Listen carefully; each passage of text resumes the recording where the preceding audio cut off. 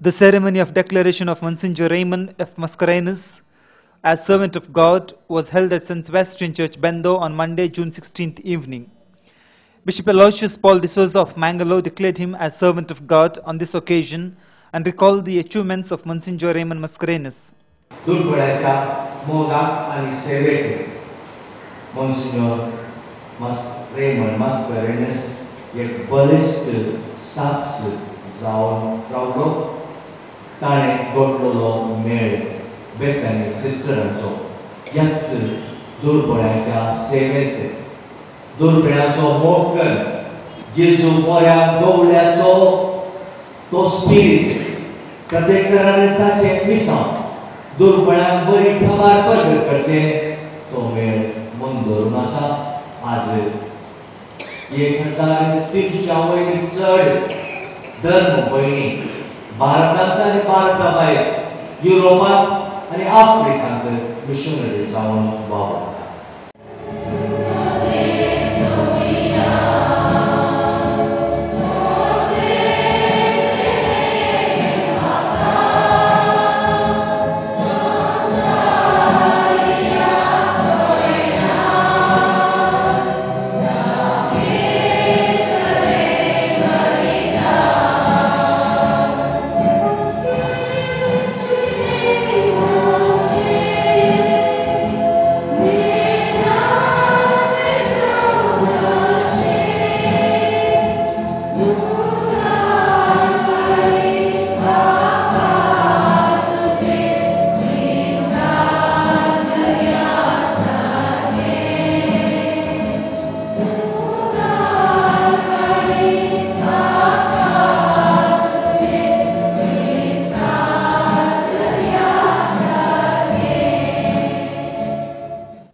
Bishop was the main celebrant at the Holy Eucharist held.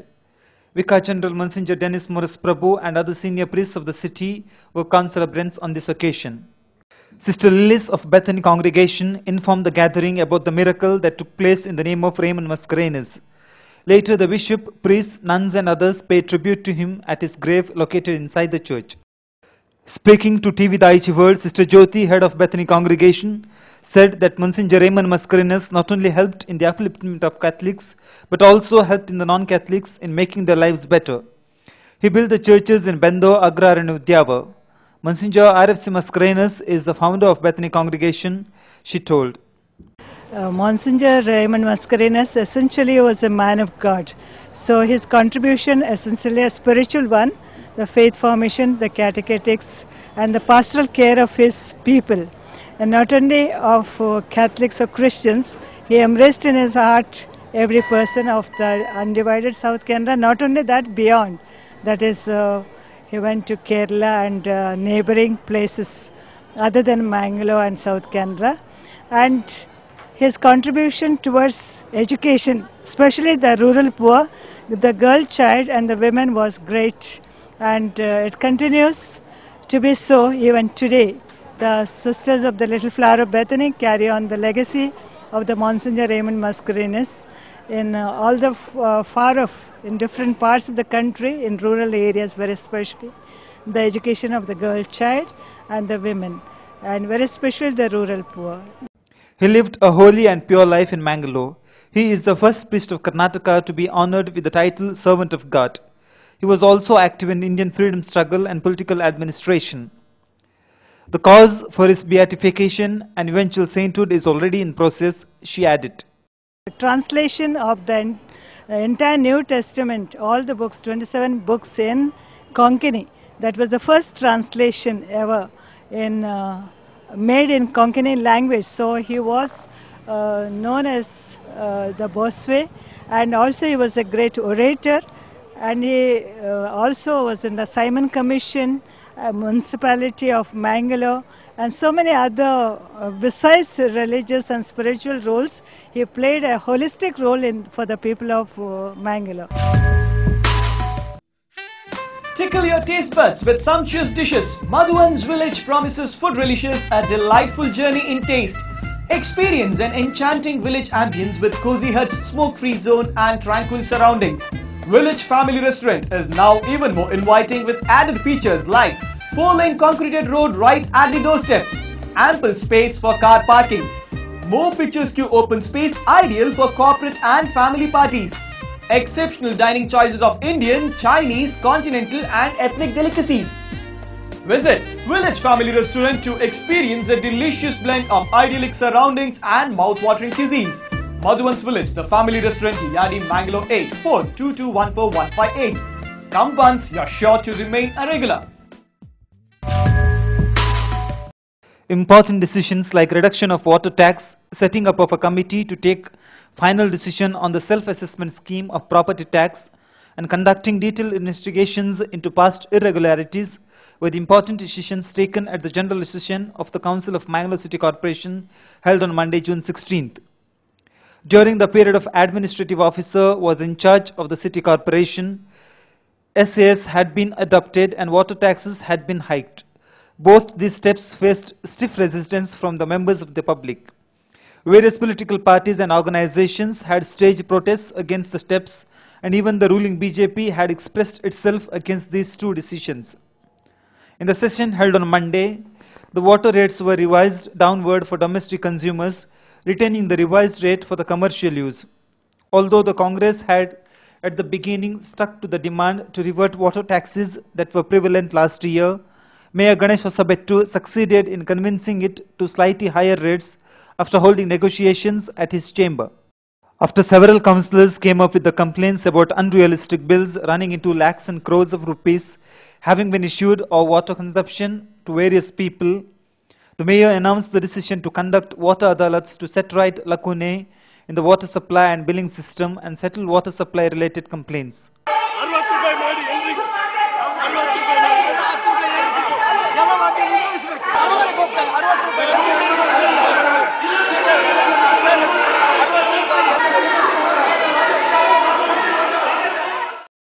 Council Whip Shankar Bhatt informed that an expert committee will be appointed under the leadership of the mayor to draft revised tax rates as the SAS brought into effect was unscientific.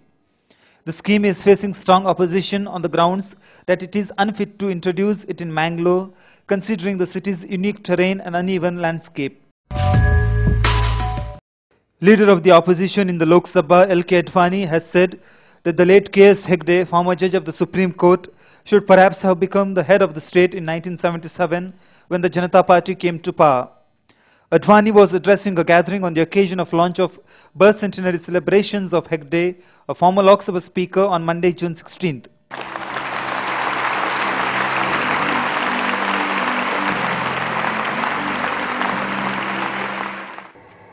Who have been following the life of Justice K.S. Hegde and how he has contributed not only to the health of the judiciary in the country, the strength of the legal fraternity in the country, but a person who belongs to the field of public life and politics, who can say that there aren't many I have come across in my public life who have such high regard for values.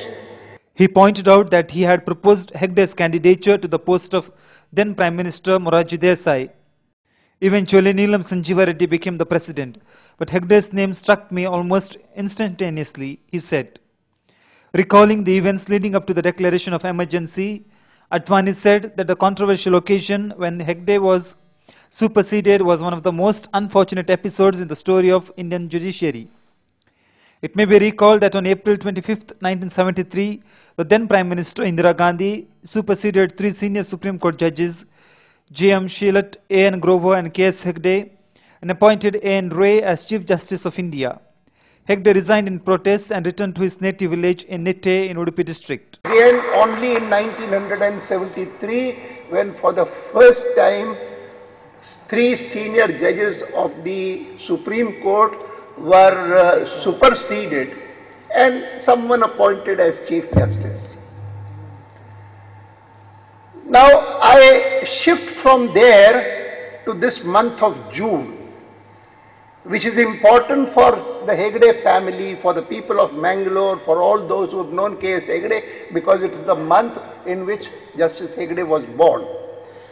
But for me, a person who has seen the ups and downs of India's political life ever since independence, who has seen the evolution of democracy in this country, and who has also passed through that phase when democracy virtually came to an end in our country. And that period, when I recall, I feel that one of the most important phases of my life began in the month of June 1975.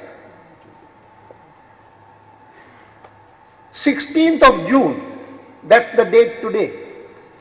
Exactly 33 years back, 16th of June 1975, I recall a meeting of my national executive. While lamenting the fact that the judiciary was not always free, fair and impartial, the former Attorney General Soli Sarabji said that judges such as Hegde were on the brink of extinction. There is no longer a great threat to democracy than a plain judiciary. Pointing out that his reasoning was inscrutable, Sarabji said that more important quality that Hegde possessed was his commitment to upholding citizens' fundamental rights. He was not a narrow-minded lawyer and did not turn into a narrow-minded judge too. Former Chief Justice of the Supreme Court, Y.V. Chandrachud, was also effusive in his praise for his former colleague with whom he had famous differences of professional opinion. He revealed that during one particular disagreement over a judgment, Hegde had revised the draft of the judgment 6 times to convince him. For a man of his seniority to do this for a much junior person like me was an overwhelmingly humble gesture, he said, while adding that Hegde was a believer in constitutional doctrine of equality. He was kind to his juniors and was never overawed by seniors. He treated everybody equally, he recalled.